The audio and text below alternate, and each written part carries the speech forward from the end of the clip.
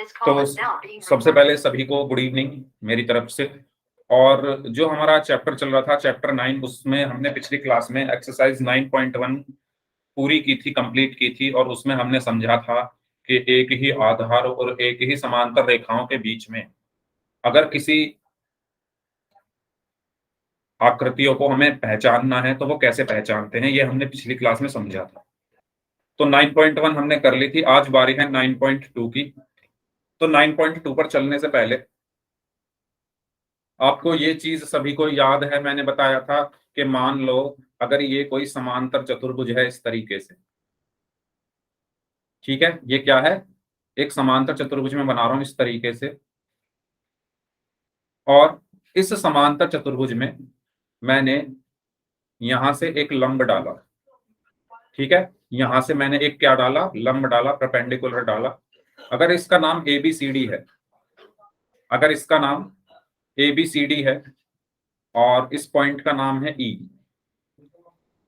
तो मुझे बताइए जल्दी से इसमें आधार या बेस क्या है, आधार या बेस क्या है, जल्दी से कमेंट बॉक्स में बताइए, जल्दी बताएं सभी लोग, इसमें आधार या बेस क्या होगा। पिछली क्लास में आपको बताया गया था, जल्दी से कमेंट बॉक्स में लिखिए सभी लोग क्या होगा इसमें आधार।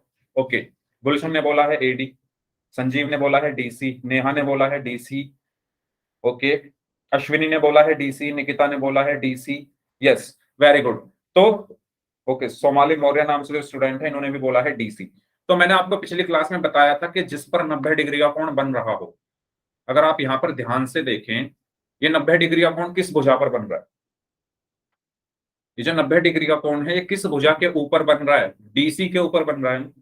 किसके ऊपर बन रहा है, DC के ऊपर बन रहा है, तो आधार यहां पर क्या होगा, DC, ठीक है। और जल्दी से बताइए यहां पर लंब क्या होगा, या मैं अगर ऊंचाई बोल दूं या लंब बोल दूं, लंब या ऊंचाई क्या होगी यहां पर, सभी लोग बताएं। AE, ओके, बाकी लोग, गुलशन ने बोला है AE, संजीव सिर्फ E बोला है आपने, पूरा नाम बताइए। EA, okay, AE, very good, AE AE AE, ठीक है। तो पिछली क्लास में आपको बताया गया था कि जो भुजा 90 डिग्री का कोण बना रही है, बना कौन रही है, AE बना रही है। AE ही तो नीचे आकर उसने फिर आधार के साथ बनाया है ना 90 डिग्री का कोण। तो AE को मैं क्या बोलूंगा, ऊंचाई बोलूंगा, ठीक है। AE को मैं क्या बोलूंगा, ऊंचाई बोलूंगा। तो आपको बताया गया था जिस भुजा पर 90 डिग्री का कोण बनता है वो आधार होता है, और जो भुजा 90 डिग्री का कोण बनाती है वो ऊंचाई होती है, ठीक है। चलो मैं एक और यहां पर डायग्राम फॉर एग्जांपल बना दूं, अगर मान लो मैंने एक और समांतर चतुर्भुज बनाया, इसमें अब आपको बताना है, ठीक है, मैंने एक और समांतर चतुर्भुज यहां पर बनाया इस तरीके से, और इस बार इसको मैंने बोला 90 डिग्री, इसको मैंने बोला ABCD। तो अब बताइए आधार किसको बोलोगे आप, बताइए आधार क्या होगा यहां पर, यहां पर आधार क्या होगा, वेरी गुड, अब की बार क्या होगा, AB होगा। तो क्यों होगा AB, क्योंकि 90 डिग्री का कोण किसके ऊपर बना इस बार, AB के ऊपर, ठीक है। तो यहां पर आधार क्या हुआ, AB। और यहां पर ऊंचाई क्या होगी, यहां पर ऊंचाई क्या होगी, बताइए जल्दी से, ऊंचाई यहां पर क्या होगी, अगर आप ध्यान से देखें ऊंचाई, अच्छा मैं इसका नाम दे देता हूं कुछ, मान लो सर यहां पर एक मैंने मिनट। A लिख दिया, हाँ मैंने नाम दे दिया। अब बताइए ऊंचाई क्या होगी, बताइए, okay, EC, CE, okay, very good, ठीक है। तो जो जो भुजा 90 डिग्री का कोण बना रही है, कौन बना रही है, CE बना रही है, या EC CE कुछ भी आप इसको बोल सकते हो। तो यहां पर ऊंचाई क्या हुई, CE, ठीक है। तो ये मैंने आपको पिछली क्लास में बताया था, और मैंने एक चीज और बताई थी कि इस एक समांतर चतुर्भुज का क्षेत्रफल क्या होता है, एक समांतर चतुर्भुज का क्षेत्रफल क्या होता है, एक समांतर चतुर्भुज का क्षेत्रफल बताइए क्या होता है, बताइए, माइक ऑन करके बता सकते हो, पिछली क्लास में बताया था क्या होता है समांतर चतुर्भुज का क्षेत्रफल। हाँ जी, बताइए। Good evening Shivani, good evening. समांतर चतुर्भुज का क्षेत्रफल क्या होता है? पिछली क्लास में बताया था आधार गुणा ऊंचाई। वेरी गुड गुलशन। बाकी लोग, मेरी आवाज सभी को आ रही है? मेरी आवाज सभी स्टूडेंट्स को आ रही है? तो जल्दी से वाई टाइप करके मुझे बताओ। और अगर मेरी आवाज आपको आ रही है तो मेरा क्वेश्चन भी आपको सुनाई दे रहा होगा। तो मेरा क्वेश्चन ये है कि समांतर चतुर्भुज का क्षेत्रफल क्या होता है? आधार गुणा ऊंचाई। आधार गुणा ऊंचाई। ये पढ़ाया था पिछली क्लास में। अब बारी आती है क्वेश्चंस की। तो आपके सामने प्रश्नावली 9.2 एक्सरसाइज 9.2 के क्वेश्चंस हैं। तो अगर आप चाहें तो अपनी बुक भी अपने पास रख सकते हैं और आपको स्क्रीन पर भी क्वेश्चंस दिखेंगे। तो आज हम इस पूरी एक्सरसाइज को करने वाले हैं और शुरुआत करते हैं हम क्वेश्चन नंबर 1 से। तो क्वेश्चन नंबर 1 शुरू करें। रेडी सभी लोग क्वेश्चन नंबर 1 करने के लिए?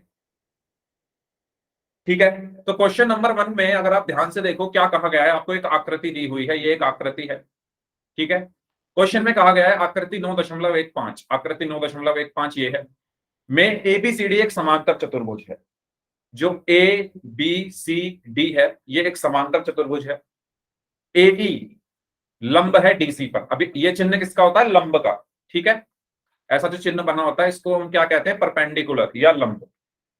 ठीक है। इंग्लिश में इसको परपेंडिकुलर और हिंदी में इसको बोला जाता है लंब। ठीक है। एई जो है वो लंब है डीसी पर। अब लंब का मतलब यह है कि 90 डिग्री का कोण बन रहा है इन दोनों के बीच में। ठीक है। एई लंब है डीसी पर और सीएफ लंब है एडी पर। ठीक है। तो आप इसको भी देखो, एई कहां पर है?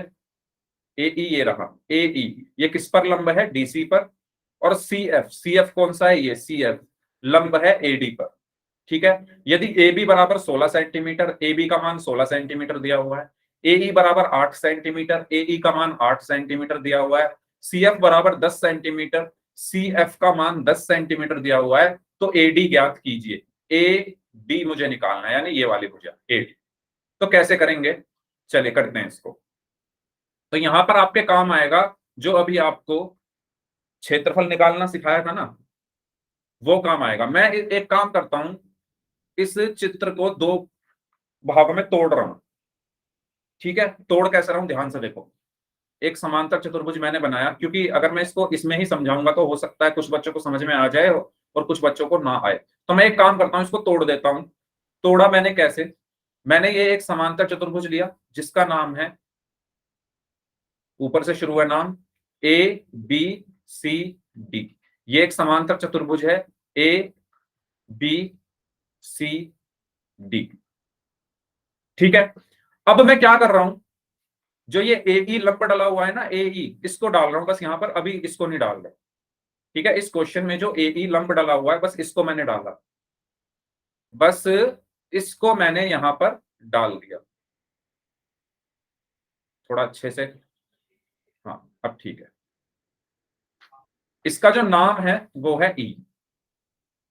इसका जो नाम है वो क्या है? ई। बस इसको मैंने, बस यहां पर दो लंब आपको दिख रहे हैं, एक सी एफ दिख रहा होगा आपको, यहां पर दो लंब दिख रहे होंगे, एक तो सी एफ और एक ए। मैंने क्या किया, इस चित्र में बस ए को डाला है। ठीक है। अब दूसरा मैं बना रहा हूं, दूसरा चित्र में बना रहा हूं, वही समांतर चतुर्भुज दोबारा से ए बी सी डी। ठीक है। और इस बार मैं क्या डालूंगा? दूसरे वाला लंब इस पर डाल दूंगा जो क्वेश्चन में मुझे दिया हुआ है। ठीक है। A B C D. और इस बार लंब में कौन सा डालूंगा? जो मेरा दूसरा बच गया था, यानी सी एफ। यानी सी एफ मैंने डाल दिया यहां पर। तो आप समझ में आ रहा है आपको मैंने किया क्या है? यहां पर इस चित्र को मैंने तोड़ दिया है। एक में मैंने पहले वाला लंब डाला ए और दूसरे में सी एफ डाल दिया। ये बात यहां तक सभी को क्लियर हो गई है? तो जल्दी से वाई टाइप कर दो, अगर कोई डाउट है तो पूछ लो। मैंने क्या किया है, ये आपको पूरा चित्र मिक्स करके दिया हुआ था, इसी पर दोनों लंब डाले हुए थे। मैंने क्या किया, इसको तोड़ दिया। एक में मैंने ए को डाला है और एक में मैंने सी एफ को डाला है। यहां तक सभी को क्लियर है? तो जल्दी से वाई टाइप कर दीजिए, अगर कोई डाउट है तो पूछ लो। ठीक है। अच्छा अब आप एक बात बताओ, इस एबीसीडी चतुर्भुज का क्षेत्रफल क्या होगा? इसका, ऊपर वाले का। क्षेत्रफल क्या होता है? चतुर्भुज ए बी सी डी का क्षेत्रफल। समांतर चतुर्भुज है ना, हमें क्वेश्चन में दिया हुआ है समांतर चतुर्भुज है एबीसीडी। एबीसीडी एक समांतर चतुर्भुज है। अब अगर एबीसीडी एक समांतर चतुर्भुज है तो इसका क्षेत्रफल यानी एरिया क्या होगा? क्षेत्रफल इसका क्या होगा बताइए? आधार गुणा ऊंचाई होगा। अभी हमने सीखा था, पिछली क्लास में भी सीखा था, क्या होगा? आधार गुणा ऊंचाई। तो जल्दी से मुझे बता दो इस क्वेश्चन में आधार क्या है? पहले वाले आकृति में, पहले वाले डायग्राम में, पहले वाली फिगर में आधार क्या है? इसमें इसमें आधार क्या है? क्या है आधार? डीसी। Very good. क्यों है आधार डीसी? क्योंकि 90 डिग्री का कोण किस भुजा के ऊपर बन रहा है? डीसी पर। ये 90 डिग्री किसके ऊपर बन रहा है? डीसी पर। तो यहां पर आधार क्या हो गया? डीसी। गुणा ऊंचाई क्या है इसमें? जल्दी बताइए, इसमें ऊंचाई क्या है? सभी लोग चैट बॉक्स में वेरी गुड बताइए। इस वाले चित्र में ऊंचाई क्या है? एई है। इस वाले चित्र में ऊंचाई क्या है? एई है, क्योंकि एई ही तो 90 डिग्री का कोण बना रही है। ठीक है, तो डीसी गुणा एई। ओके, पहली चीज। अब इस वाले को देखो, दूसरे वाले को, इसका काम हो गया। दूसरे को देखो, ये भी चतुर्भुज एबीसीडी है। तो चतुर्भुज, समांतर चतुर्भुज एबीसीडी का क्षेत्रफल फिर से क्या होगा? आधार गुणा ऊंचाई। अब इसमें बताइए आधार क्या है? दूसरे वाले चित्र में आधार क्या है? इसमें आधार क्या है? इस वाले में आधार क्या है? ध्यान से देखिए, इस वाले में आधार क्या है? पहले वाले की बात नहीं कर रहा, दूसरे वाले में देखो ना आधार क्या है। 90 डिग्री का कोण कौन सी भुजा पर बन रहा है? एडी पर बन रहा है ना। ये 90 डिग्री किस पर बन रहा है? एडी पर। ये 90 डिग्री किस पर बन रहा है? एडी पर। तो आधार यहां पर अब क्या हो गया? एडी गुणा ऊंचाई कितनी होगी? ऊंचाई कितनी होगी? 90 डिग्री का कोण कौन सी भुजा बना रही है? सीएफ, है ना, यही तो होगी ऊंचाई, सीएफ। ठीक है, जो 90 डिग्री का कोण बनाती है वो ऊंचाई होती है, और जिस पर बनता है वो आधार होता है। तो 90 डिग्री का बन किस पर रहा है? एडी पर। तो एडी आधार हो गया, बना कौन रहा है? सीएफ। तो ये ऊंचाई होगी, यानी एडी गुणा सीएफ। यहां तक कोई डाउट हो तो पूछ लीजिए, फिर हम आगे बढ़ते हैं। यहां तक कोई डाउट? अगर सभी को समझ में आ गया है तो वाई टाइप कर दीजिए, और अगर कोई डाउट है तो आर टाइप कर दीजिए। अगर सभी को समझ में आ गया है तो वाई टाइप कर दीजिए चैट बॉक्स में, और अगर किसी को कोई डाउट है तो आर टाइप कर दीजिए। सबको समझ में आ गया है? Very good. सभी लोग, जितने बच्चे क्लास में प्रेजेंट हैं, मैं दोबारा से बता दूं, एक्सरसाइज 9.2 का पहला क्वेश्चन हम कर रहे हैं। ठीक है, अब आप एक बात ध्यान से अगर देखोगे, यहां पर देखो, चतुर्भुज एबीसीडी का क्षेत्रफल कितना है? डीसी गुणा एई। और चतुर्भुज एबीसीडी का क्षेत्रफल एडी गुणा सीएफ। यानी ये दोनों किसके क्षेत्रफल हैं? एबीसीडी के ही तो क्षेत्रफल है। डीसी गुणा एई भी चतुर्भुज एबीसीडी का क्षेत्रफल है, और एडी गुणा सीएफ भी चतुर्भुज एबीसीडी का क्षेत्रफल है। तो क्या मैं इन दोनों को बराबर लिख सकता हूं? दोबारा सुनिए, डीसी गुणा एई किसका क्षेत्रफल है? चतुर्भुज एबीसीडी का। इसी प्रकार एडी गुणा सीएफ किसका क्षेत्रफल है? चतुर्भुज एबीसीडी का। ये दोनों चतुर्भुज एबीसीडी के क्षेत्रफल हैं।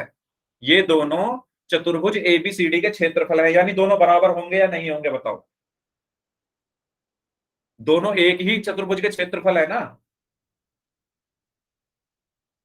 नहीं समझ में आया? अगर मैं लिखूं चतुर्भुज एबीसीडी का क्षेत्रफल एक्स है, और फिर मैं दोबारा लिख रहा हूं चतुर्भुज एबीसीडी का क्षेत्रफल वाई है, तो क्या मैं एक्स बराबर वाई लिख सकता हूं? क्या मैं एक्स बराबर वाई लिख सकता हूं? क्योंकि इनके, अगर आप देखो right hand side, sorry left hand side, बायां पक्ष इनका बराबर है। ये भी चतुर्भुज एबीसीडी का क्षेत्रफल है, ये भी चतुर्भुज एबीसीडी का क्षेत्रफल है। तो दायां पक्ष तो अपने आप ही बराबर होगा, यानी एक्स बराबर वाई होगा या नहीं होगा? ये बात समझ में आई आपको तो बताओ। अगर नहीं आई है तो आर टाइप कर दो, अगर समझ में आ गई है तो वाई टाइप कर दो। थोड़ा ध्यान से सुनने की कोशिश करो मैं क्या कह रहा हूं। चतुर्भुज एबीसीडी का क्षेत्रफल एक्स भी है, और चतुर्भुज एबीसीडी का क्षेत्रफल वाई है। क्या किसी एक चीज के अलग अलग क्षेत्रफल हो सकते हैं क्या? अगर मेरे पास ये एक पेन है, है ना। मैं कहूं ये पेन जो है 8 सेंटीमीटर लंबा है, ये पेन 8 सेंटीमीटर इसकी लंबाई है, क्या इस पेन की लंबाई 10 सेंटीमीटर भी होगी क्या? अरे जब एक बार मैंने बोला 8 सेंटीमीटर है तो इसकी बदल थोड़ी ना जाएगी, 8 ही होगी। ठीक इसी प्रकार अगर चतुर्भुज एबीसीडी का क्षेत्रफल यहाँ पर एक्स लिखा हुआ है और फिर चतुर्भुज एबीसीडी का क्षेत्रफल वाई भी लिखा हुआ है, तो ये बदलेंगे थोड़ी, मतलब दोनों एक ही जैसे हैं, एक्स बराबर वाई होगा। ये बात आई समझ में आपको? अगर इस चतुर्भुज एबीसीडी का क्षेत्रफल एक्स है और चतुर्भुज एबीसीडी का क्षेत्रफल वाई भी है, तो इसका मतलब एक्स और वाई आपस में बराबर होंगे, क्योंकि दोनों चतुर्भुज एबीसीडी के ही क्षेत्रफल हैं। जैसे मैंने आपको इस पेन का एग्जांपल दिया, अगर मैं कहूं इस पेन की लंबाई 8 सेंटीमीटर है और फिर मैं दोबारा लिख दूं इस पेन की लंबाई 8 सेंटीमीटर है, तो 8 बराबर 8 ही हुआ ना। ठीक है, बदल थोड़ी ना जाएगी लंबाई, 8 से 10 थोड़ी ना हो जाएगी।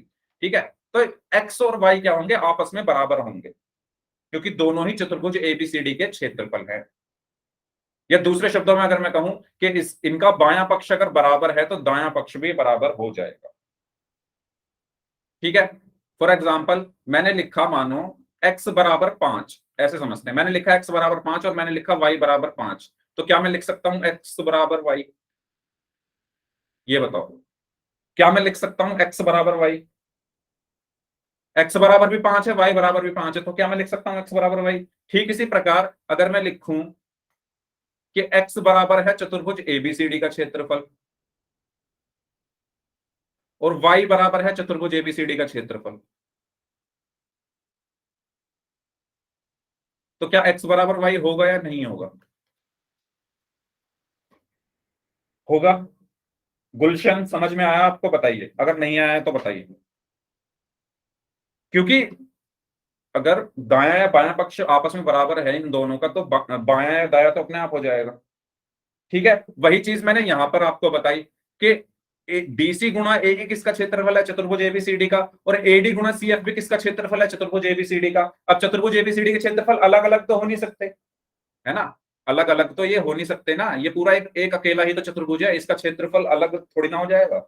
ऐसा थोड़ी ना होगा कि आप इसका क्षेत्रफल 10 सेंटीमीटर स्क्वायर भी बोल दोगे और 20 सेंटीमीटर स्क्वायर भी बोल दोगे, जितना है उतना ही तो रहेगा। यानी यहां पर मैं सीधा सीधा लिख सकता हूं कि डीसी गुणा एई,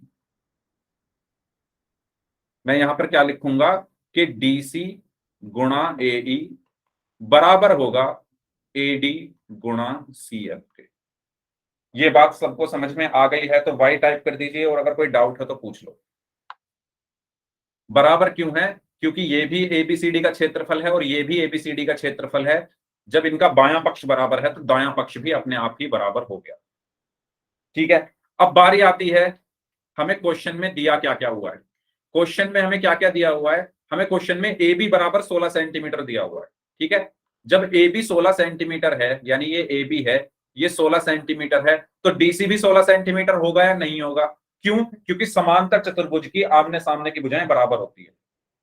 समांतर चतुर्भुज की, मैंने बताया था पिछली क्लास में, याद करो, कि समांतर चतुर्भुज की सम्मुख भुजाएं क्या होती है, बराबर होती है। यानी अगर ए बी 16 सेंटीमीटर है, जो कि हमें क्वेश्चन में दिया हुआ है, क्वेश्चन में हमें क्या दिया हुआ है, ए बी बराबर 16 सेंटीमीटर, अगर ए बी 16 सेंटीमीटर है तो डीसी भी 16 सेंटीमीटर होगा या नहीं होगा, बताइए।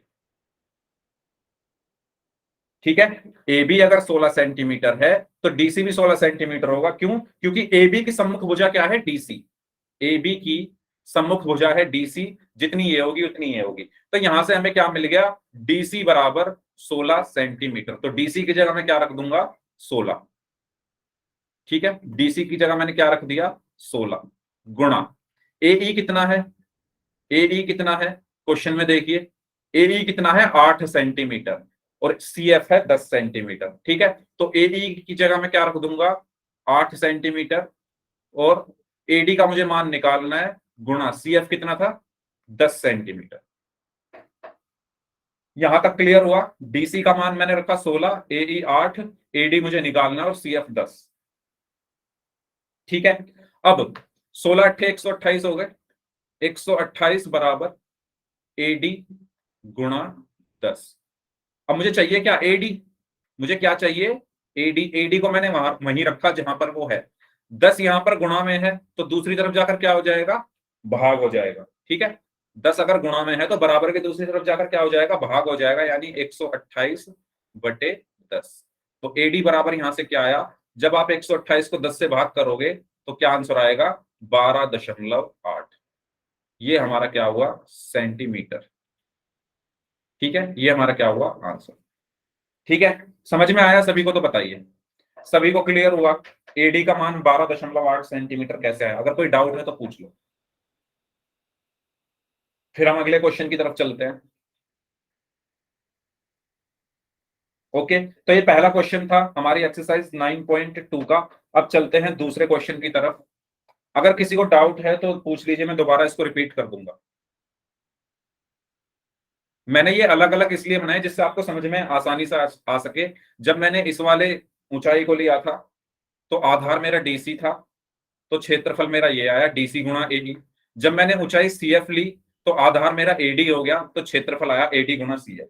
और ये दोनों ही क्या है, समांतर चतुर्भुज के क्षेत्रफल है। ठीक है, ये दोनों ही क्या है, समांतर चतुर्भुज एबीसीडी के क्षेत्रफल है।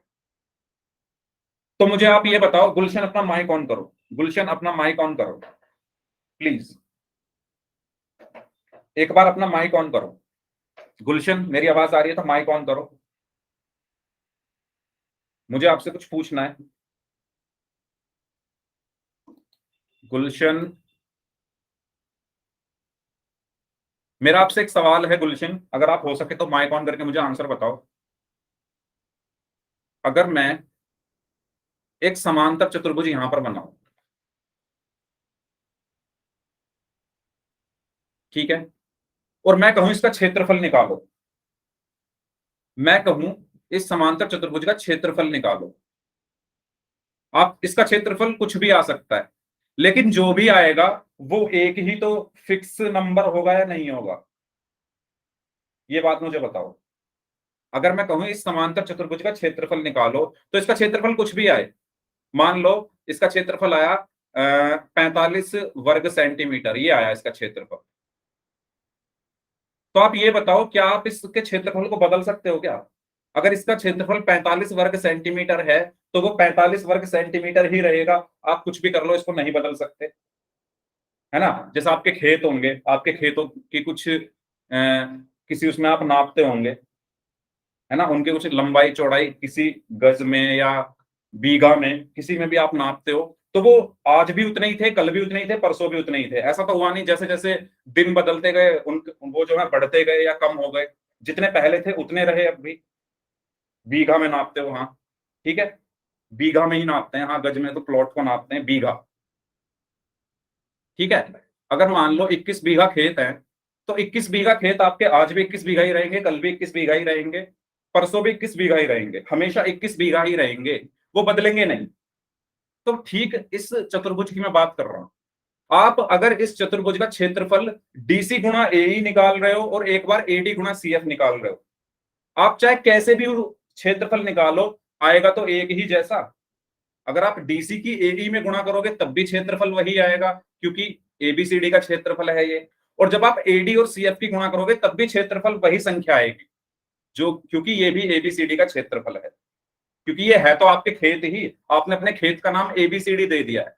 ठीक है, ये भी आपके खेत का क्षेत्रफल है और ये भी आपके खेत का क्षेत्रफल है। तो खेत का क्षेत्रफल एक बार डीसी गुणा एई मैंने लिख दिया और एक बार एडी गुणा सीएफ मैंने लिख दिया। जब आप इसको सॉल्व करोगे तो ऐसा तो है नहीं क्षेत्रफल बदल जाएगा। मेरी बात समझ में आ रही है गुलशन? जब आप डीसी की एई में गुणा करोगे तब भी कुछ वही संख्या आएगी, और जब आप एडी की सीएफ में गुणा करोगे तब भी वही संख्या आएगी। मान लो 21 बीघा आ गई, जब आप इनकी गुणा करोगे तब भी 21 बीघा आया, और जब आपने इनकी गुणा की तब भी 21 बीघा आया। ये बात क्लियर हुई? यानी डीसी की आप चाहे एई में गुणा कर लो या एडी के सीएफ में गुणा कर लो, क्षेत्रफल तो वही रहेगा, क्योंकि खेत तो वही आपका ही है। खेत का नाम क्या है, एबीसीडी, वो तो आपका ही है। तो वही चीज मैंने यहां पर की है, क्योंकि इन दोनों की गुणा करने पर क्षेत्रफल बराबर ही आना है, तो इसलिए मैंने इनको बराबर रख दिया। डीसी गुणा एई बराबर एडी गुणा सीएफ, डीसी गुणा एई बराबर एडी गुणा सीएफ। अब आया समझ में गुलशन? कोशिश करो, क्योंकि इसका भी क्षेत्रफल 21 बीघा ही आएगा, क्योंकि ये भी आपका एबीसीडी खेत है, और इसका क्षेत्रफल भी 21 बीघा ही आएगा, क्योंकि ये आपका 21 बीघा खेत है। तो दोनों का क्षेत्रफल अगर बराबर आ रहा है तो मैंने इनको बराबर रख दिया। आया समझ में? या नहीं आया अभी भी? सिंपल शब्दों में ये भी एबीसीडी का क्षेत्रफल है और ये भी एबीसीडी का ही क्षेत्रफल है, तो दोनों को मैंने बराबर रख दिया, अगर मैं सिंपल लाइन में समझाऊं। और अगर पूरा एक्सप्लेन करूं तो मैंने आपको पूरा एक्सप्लेन कर दिया। आया समझ में गुलशन? मैं आपसे पूछ रहा हूं। ठीक है, आगे बढ़ते हैं दूसरे क्वेश्चन की तरफ। अगर नहीं समझ में आया है तो आप क्लास के बाद रुक जाना, मैं दोबारा से एक्सप्लेन कर दूंगा। सेकंड क्वेश्चन पे चलते हैं। सेकंड क्वेश्चन को करने से पहले आपको एक चीज यहां पर मैं बताना चाहता हूं। ठीक है, एक हाँ, मैं ये बताना चाहता हूं, मान लो अगर कोई समांतर चतुर्भुज है, मेरी बात ध्यान से सुनना। अगर कोई समांतर चतुर्भुज है, ठीक है, और इसके अंदर कोई त्रिभुज बना हुआ है, इसके अंदर कोई त्रिभुज बना हुआ है जिसका आधार समांतर चतुर्भुज के क्षेत्रफल के बराबर है।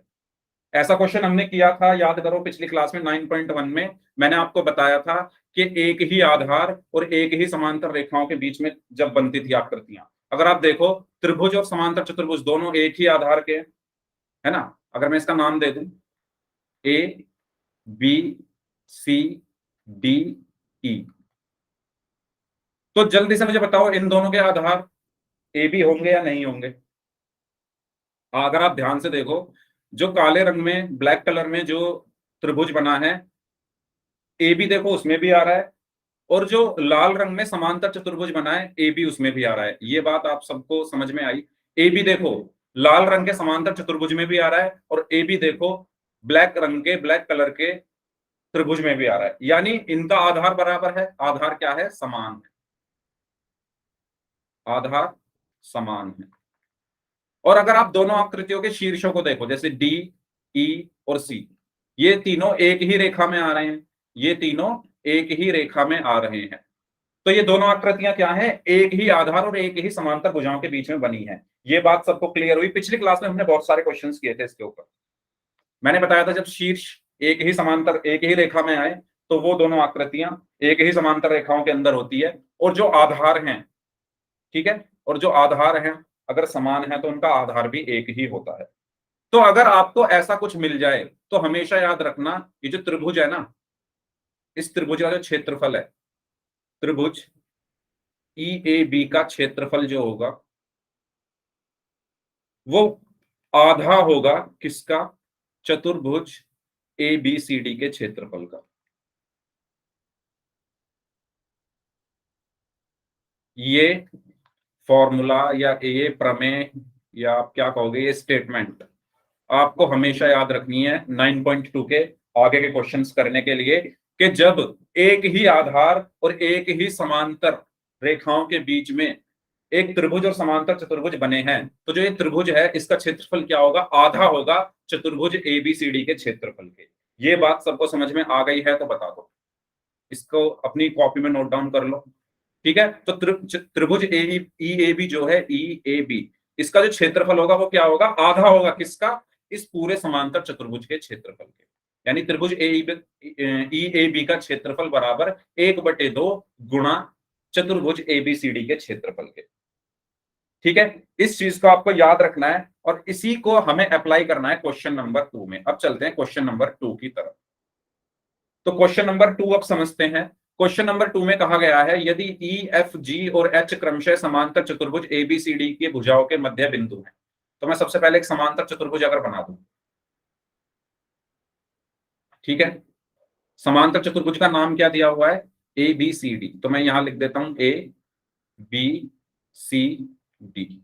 उसके बाद बोला गया है कि ई एफ जी और एच क्या है? समांतर चतुर्भुज ए बी सी डी के भुजाओं के मध्य बिंदु है। यानी ई मैंने यहां पर मान लिया इसका मध्य बिंदु, एफ इसका मध्य बिंदु, जी इसका मध्य बिंदु, और एच इस वाली भुजा का मध्य बिंदु। ये बात सबको समझ में आई?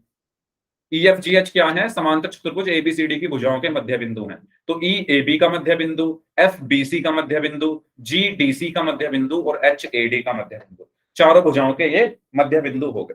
ठीक है, उसके बाद बोला गया है तो दर्शाइए कि एरिया मतलब क्षेत्रफल EFGH का बराबर है 1/2 एरिया ABCD। ठीक है, तो ये हमें प्रूव करना है। सबसे पहले मैं क्या करता हूं, मैं ये जो मध्य बिंदु है इन सबको मिला देता हूं, इन सबको मैंने मिला दी, तो एक चतुर्भुज बन रहा है यहां पर जिसका नाम है EFGH। अगर आप ध्यान से देखो एक चतुर्भुज यहां बन रहा है EFGH। तो यही बताना है कि जो एरिया EFGH है, AR का मतलब है एरिया मतलब क्षेत्रफल, ये जो AR लिखा हुआ है इसका मतलब क्या है, एरिया मतलब क्षेत्रफल। तो इस चतुर्भुज EFGH का जो क्षेत्रफल है वो बराबर होगा 1/2 ए क्षेत्रफल AR क्षेत्रफल ABCD के। ये हमें प्रूव करना है यहां पर। ठीक है, इस चीज को हमें यहां पर क्या करना है, सिद्ध करना है। तो करते हैं। देखो, इसको सिद्ध करने के लिए आपको क्या करना पड़ेगा, सबसे पहले ध्यान देंगे मैं क्या कर रहा हूं यहां पर, मैं H और F को मिला रहा हूं। अच्छा, पहले ये देख लेते हैं कि ये है कहां पर, EFGH कहां पर है, ये EFGH है। इसका जो क्षेत्रफल होगा वो बराबर होगा आधा यानी 1/2 एरिया ABCD। ABCD कहां पर है, ABCD। ठीक है, यानी ये जो नीले वाला जो चतुर्भुज है इसका जो क्षेत्रफल है वो आधा है इस लाल वाले चतुर्भुज का। ये आपको यहां पर सिद्ध करना है। ठीक है, तो कैसे सिद्ध करेंगे वो देखो। मैं सबसे पहले यहां पर क्या करता हूं, एक रचना कर रहा हूं, एक कंस्ट्रक्शन कर रहा हूं, और वो क्या है, मैंने H और F को मिला दिया, मैंने H और F को मिला दिया। ठीक है, H और F को मैंने क्या किया, यहां पर मिला दिया इस तरीके से। ठीक है, ये बात सबको समझ में आई, मैंने क्या किया है, H और F को मिला दिया है।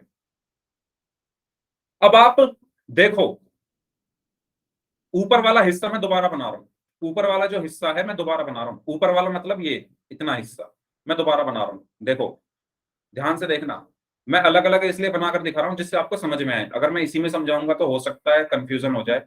सिर्फ ऊपर वाला हिस्सा मैं दोबारा बना रहा हूं, जैसा वो है एज इट इज, ऐसे का ऐसा ही मैं यहां पर बना दे रहा हूं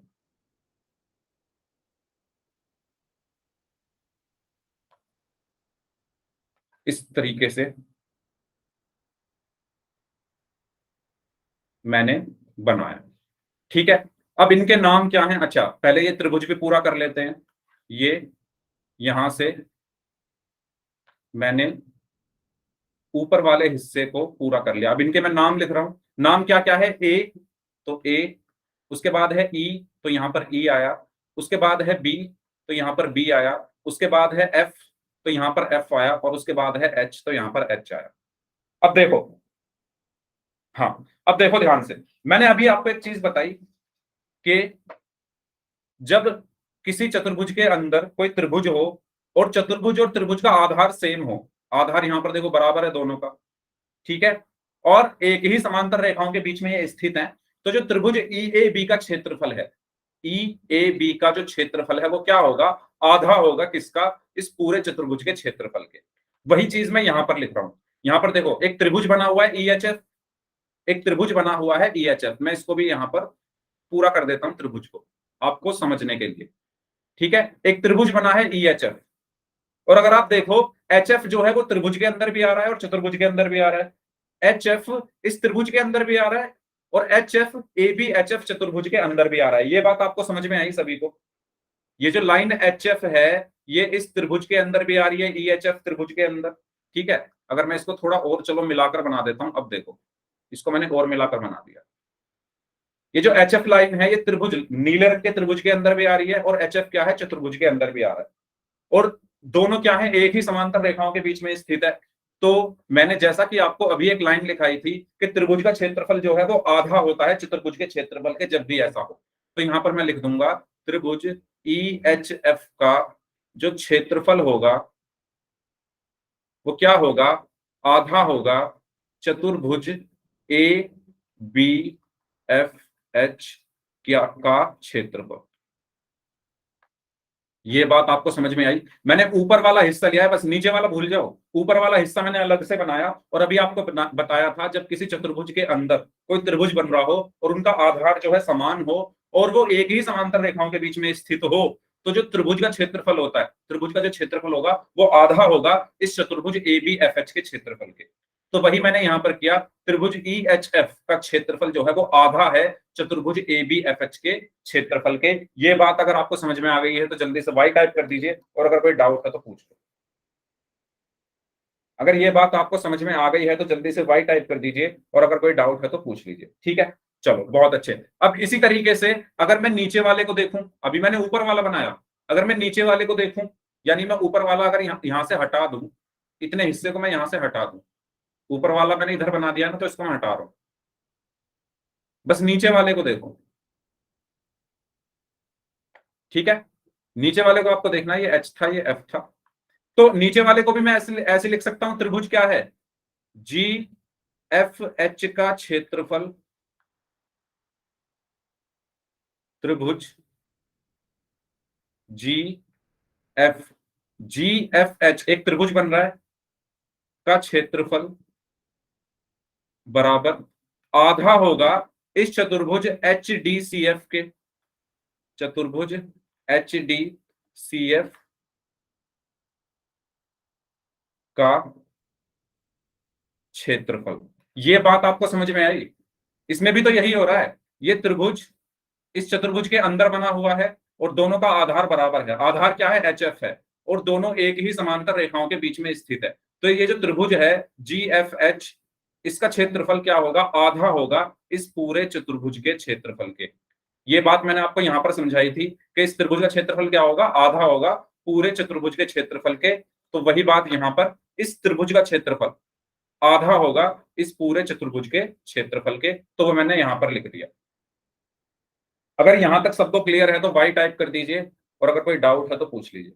अगर यहां तक सबको क्लियर है तो वाई टाइप कर दीजिए, और अगर कोई डाउट है तो पूछ लो। ठीक है, चलिए अब आते हैं, हमें सिद्ध क्या करना है, हमें सिद्ध करना है कि ई एफ जी एच का जो क्षेत्रफल है वो 1/2 क्षेत्रफल ए बी सी डी। तो मैं क्या करता हूं, इन दोनों को जोड़ देता हूं। मैं क्या कर रहा हूं, इसको मैंने बोला समीकरण एक, और इसको बोला मैंने समीकरण दो। ठीक है, एक और दो को जोड़ने पर, तो जब मैं एक और दो को जोड़ूंगा तो आपको जोड़ना आता है क्या, समीकरण कैसे जोड़ी जाती है, क्या आपको आता है? जो लेफ्ट साइड में यानी जो बाएं पक्ष में लिखा हुआ है वो बाएं पक्ष के साथ जुड़ता है, और जो दाएं पक्ष में लिखा हुआ है वो दाएं पक्ष के साथ जुड़ता है। फॉर एग्जाम्पल, अगर मैं कहूं x बराबर 5 और y बराबर 3, मैं कहूं इनको जोड़ो, ये पहली समीकरण है, ये दूसरी समीकरण है, और अगर मैं कहूं इनको जोड़ो, तो जोड़ते कैसे हैं समीकरण को, तो ऐसे जोड़ते हैं, जो बाएं पक्ष में लिखा हुआ है वो बाएं पक्ष के साथ जुड़ेगा, यानी x किसके साथ जुड़ेगा, y के साथ, x प्लस वाई बराबर जो दाएं पक्ष में लिखा है वो दाएं पक्ष के साथ जुड़ेगा, यानी 5 3 के साथ जुड़ेगा, 5 प्लस 3, तो x प्लस वाई बराबर कितना आया, 8। इस तरीके से हम जोड़ते हैं समीकरण को। सभी को समझ में आया कैसे जोड़ते हैं? जो बायां पक्ष है वो बाएं पक्ष में जुड़ता है, एक्स वाई में जुड़ेगा, और जो दायां पक्ष है वो दाएं पक्ष में जुड़ता है, यानी 5 3 में जुड़ेगा। तो ऐसे ही मैं यहां पर इन दोनों समीकरणों को जोड़ूंगा, बाएं को बाएं में, दाएं दाएं को दाएं में, यानी बायां क्या है, ईएचएफ का क्षेत्रफल और जीएफएच का क्षेत्रफल, ये दोनों आपस में जुड़ जाएंगे। तो यहां से क्या बचा, त्रिभुज ई एफ एच का क्षेत्रफल प्लस त्रिभुज जी एफ एच का, अच्छा ई एच एफ लिखा हुआ है यहाँ पर, तो वही लिखते हैं जो हम शुरू से लिखते हुए आ रहे हैं, ई एच एफ, त्रिभुज ई एच एफ का क्षेत्रफल प्लस त्रिभुज जी एफ एच का क्षेत्रफल। ठीक है, बायां पक्ष बाएं पक्ष में मैंने जोड़ दिया, अब दायां पक्ष दाएं पक्ष में जुड़ेगा, यानी 1/2 चतुर्भुज, दाएं पक्ष ये दोनों है, इन दोनों को आपस में जोड़ दूंगा, ए बी एफ एच का क्षेत्रफल प्लस 1/2 चतुर्भुज एच डी सी एफ का क्षेत्रफल। बताइए, ये चीज सभी को क्लियर हुई? मैंने बायां पक्ष बाएं में जोड़ा यानी EHF प्लस GFH, और दायां दाएं में यानी 1/2 ABFH प्लस 1/2 HDCF का क्षेत्रफल। ठीक है, अब आप मुझे ये बताओ, त्रिभुज EHF का क्षेत्रफल प्लस त्रिभुज GFH का क्षेत्रफल। अपने इस चित्र में आ जाओ, जो बुक में जो चित्र बना हुआ है। अच्छा, बुक में नहीं है, हमने यहां पर बनाया था, तो दोबारा से बना देता हूं उसको मैं दोबारा से बना देता हूं। नीचे यहां बना देते हैं। इस तरीके से चतुर्भुज था,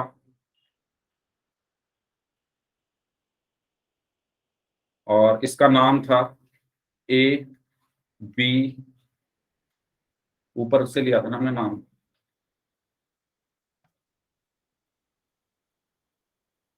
इसका नाम हमने लिया था ABC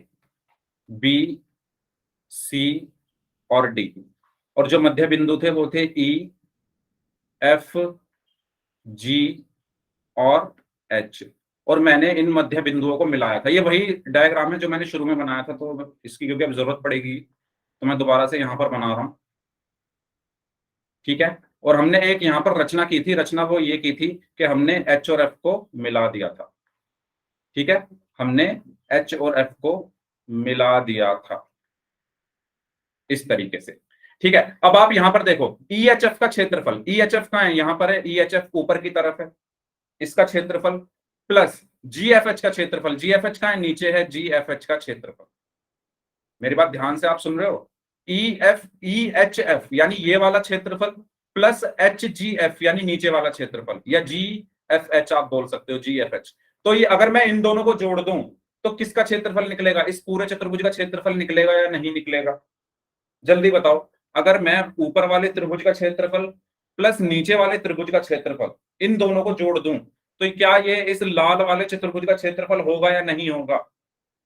अरे ये जो लाल वाला चतुर्भुज है, दो त्रिभुज से मिलकर बना है, ऊपर वाले से और नीचे वाले से। अगर मैं ऊपर वाले का क्षेत्रफल नीचे वाले में जोड़ दूं तो यानी इस पूरे क्षेत्रफल की बात हो रही है, तो EHF यानी ऊपर वाला क्षेत्रफल प्लस GFH यानी नीचे वाला क्षेत्रफल, इनको जोड़ने पर क्या आया? चतुर्भुज EFGH का क्षेत्रफल, EFGH का क्षेत्रफल यही आया।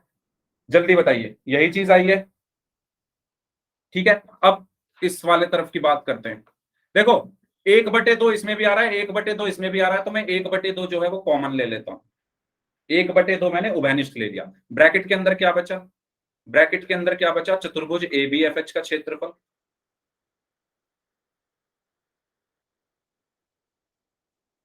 प्लस चतुर्भुज HDCF का क्षेत्रफल। ठीक है, अब मुझे बताइए, एक मिनट, हाँ, चतुर्भुज ABFH कौन सा है? ये ABFH यानी ऊपर वाला चतुर्भुज है, और चतुर्भुज HDCF कौन सा है? HDCF नीचे वाला है ना, ऊपर वाला ये वाला चतुर्भुज और नीचे वाला ये वाला चतुर्भुज। इनको अगर मैं जोड़ दूं तो क्या मुझे पूरा चतुर्भुज मिलेगा या नहीं मिलेगा? यहां पर जोड़ा हुआ है ना, बीच में प्लस का निशान है। ABFH को ABFH यानी ऊपर वाला चतुर्भुज प्लस HDCF यानी HDCF नीचे वाला चतुर्भुज। ऊपर वाले चतुर्भुज को अगर नीचे वाले चतुर्भुज में जोड़ दूं तो पूरा ये नीले वाला चतुर्भुज मिल जाएगा मुझे, यानी चतुर्भुज वो क्या है? इसका नाम ABCD। तो मैं यहां पर लिख देता हूं अगली लाइन में, बराबर 1/2 चतुर्भुज ABCD का क्षेत्रफल। ठीक है, और इधर क्या हमारा आ रहा था चलता हुआ, उसको भी लिख देते हैं। इधर था चतुर्भुज EFGH का क्षेत्रफल। क्या यही हमें सिद्ध करना था? क्या यही हमें सिद्ध करना था? बताइए, यही तो हमें सिद्ध करना था। ठीक है, तो यहां से हमने इसको सिद्ध कर दिया। तो किस तरीके से किया है आप लोगों ने ध्यान दिया होगा? ये वाली जो प्रॉपर्टी है, ये वाली प्रॉपर्टी आपको याद रखनी है कि अगर किसी समांतर चतुर्भुज के अंदर कोई त्रिभुज बना हुआ है, और दोनों आकृतियों के आधार बराबर हैं और एक ही समांतर रेखाओं के बीच में अगर वो स्थित है, तो जो त्रिभुज का क्षेत्रफल होता है वो आधा होता है समांतर चतुर्भुज के क्षेत्रफल के। तो जो त्रिभुज का क्षेत्रफल है वो आधा है समांतर चतुर्भुज के क्षेत्रफल के। इस वाले नियम का हमने यहाँ पर उपयोग किया और सबसे पहले हमने ऊपर वाला हिस्सा लिया, उसमें वो वाला नियम लगाया, नीचे वाला हिस्सा लिया, उसमें वो वाला नियम लगाया, और फिर दोनों को जोड़ दिया, और जब दोनों को हमने जोड़ा तो हमारा फाइनल आंसर आ गया। यहां तक अगर सभी को क्लियर है तो जल्दी से वाई टाइप कर दो। इसके बाद चलते हैं नेक्स्ट क्वेश्चन की तरफ। अगर यहां तक सबको क्लियर है तो वाई टाइप कर दीजिए। इसके बाद हम चलते हैं नेक्स्ट क्वेश्चन की तरफ। ठीक है, तो इस तरीके से हमें क्वेश्चंस को करना है। चलिए question number 3। Question number 3। Question number 3 में क्या बोला गया है? पी और क्यू क्रमशः समांतर चतुर्भुज एबीसीडी की भुजाओं डीसी और एडी पर स्थित बिंदु हैं। दर्शाइए कि एरिया यानी क्षेत्रफल एपीबी का बराबर होगा एरिया यानी क्षेत्रफल बीक्यूसी के। है ना? तो पहले हमें इसको पढ़कर कुछ खास समझ में आया नहीं है। हम क्या करते हैं, जो जो इसमें बोला गया है वो करते जाते हैं। पहले एक अपनी जो डायग्राम है, जो अपनी आकृति है, जो अपनी फिगर है, उसको पहले हम बना लेते हैं। तो क्या बोला गया है? पी और क्यू क्रमशः समांतर चतुर्भुज ए बी सी डी की भुजाओं। अच्छा, ए बी सी डी एक समांतर चतुर्भुज, हमें इतना समझ में आ गया है। तो हमने बनाया एक समांतर चतुर्भुज जो है ए बी सी डी। ठीक है, इस समांतर चतुर्भुज का नाम हमने क्या रख दिया? A B C D. उसके बाद कहा गया है कि पी और क्यू क्रमशः समांतर चतुर्भुज ए बी सी डी की भुजाओं डीसी। डीसी कहां पर है? डीसी यहां पर है। ठीक है, इस पर कोई बिंदु है पी। ठीक इसी प्रकार क्यू जो है वो एडी पर है, एडी यहां पर है, यानी क्यू यहां पर एक बिंदु है। बोला गया है पर स्थित बिंदु है। दर्शाइए कि एरिया यानी क्षेत्रफल एपीबी। अब एपीबी कहां से बनेगा? एपीबी को हम मिला देते हैं, एपीबी को हम मिला लेते हैं, तो ए पी और बी, यानी इसकी बात हो रही है। किसकी बात हो रही है? इसकी बात हो रही है।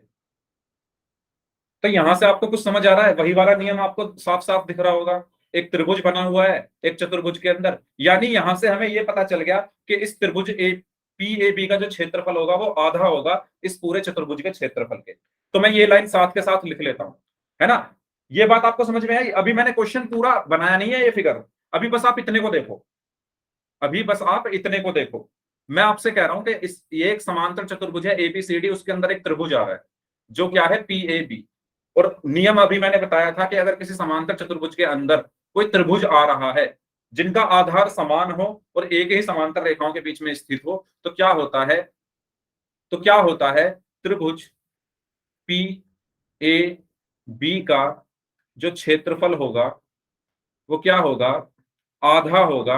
किसका आधा होगा? चतुर्भुज ए बी सी डी के क्षेत्रफल के। 1/2 गुणा चतुर्भुज ए बी सी डी है ना यहां पर, तो ए बी सी डी का क्षेत्रफल।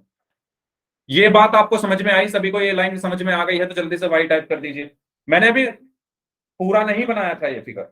ठीक है, अगर ये बात सभी को समझ में आ गई है तो जल्दी से वाई टाइप कर दीजिए। ओके, ओके, चलिए ठीक है।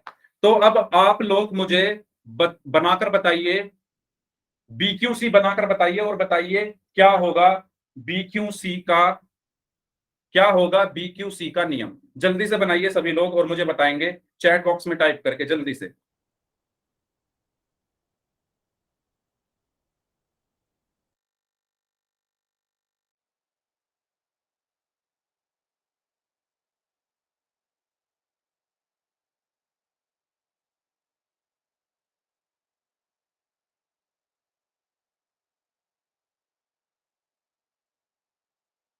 हाँ जी, करिए सभी लोग जल्दी से और मुझे चैट बॉक्स में टाइप करके बताइए। हाँ, समझाता हूं मैं दोबारा, जल्दी।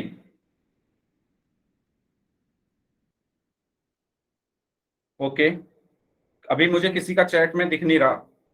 मैंने बताया है कि आप जो त्रिभुज जो बचा हुआ है उसको इसमें बनाइए और मुझे बताइए कि क्या वहां से आपकी समीकरण बनेगी। जल्दी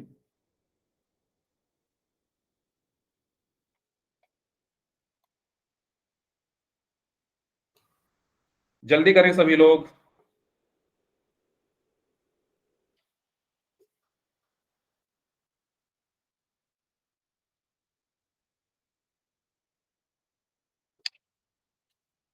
ए बी क्यू को मिला दो, हाँ ए बी क्यू को मैं मिला दूंगा, उसके बाद क्या होगा?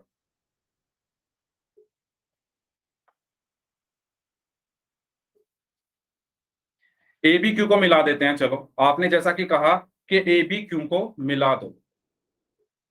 ए कहां पर है? बी, ए बी क्यू को नहीं, बी क्यू सी को। बी कहां पर है? यहां पर है। क्यू कहां पर है? यहां पर है। अब मैं मिला रहा हूं बी क्यू सी को, ठीक है। बी क्यू सी को मैंने मिलाया, तो देखो अब आप जो अंदर एबीपी त्रिभुज है उसको बस भूल जाओ, अब आप बी क्यू सी को देखो। तो यहां से मैं लिख सकता हूं कि त्रिभुज बी क्यू सी का, त्रिभुज बी क्यू सी का जो क्षेत्रफल होगा वो क्या होगा?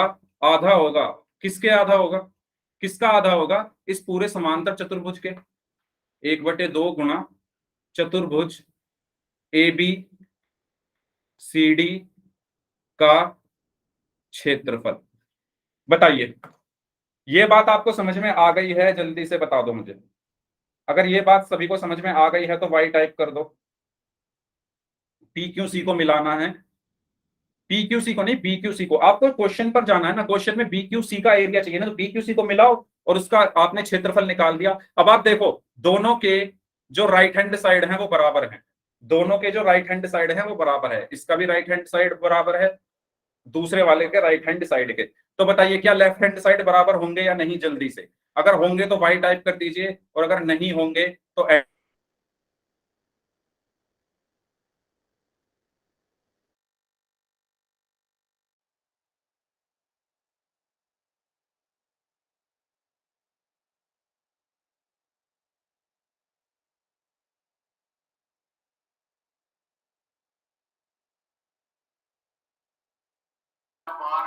हाँ जी, जल्दी से करिए सभी लोग, बताइए क्या होगा? होगा या नहीं होगा?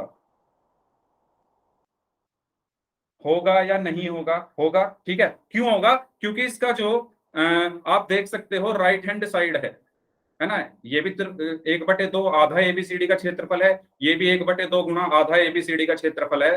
तो यहां से हमें पता चल गया कि त्रिभुज पी ए बी का जो क्षेत्रफल होगा, त्रिभुज पी ए बी का जो क्षेत्रफल होगा वो बराबर होगा त्रिभुज बी क्यू सी का क्षेत्रफल। क्या यही हमें प्रूव करना था? क्या यही हमें प्रूव करना था? क्यों होगा बराबर? क्योंकि ये भी 1/2 गुना चतुर्भुज एबीसीडी के क्षेत्रफल के बराबर है, और दूसरे वाला भी 1/2 गुना चतुर्भुज एबीसीडी के क्षेत्रफल के बराबर है। ये चीज सभी को क्लियर हो गई है? तो जल्दी से वाई टाइप कर दीजिए, ठीक है। ओके,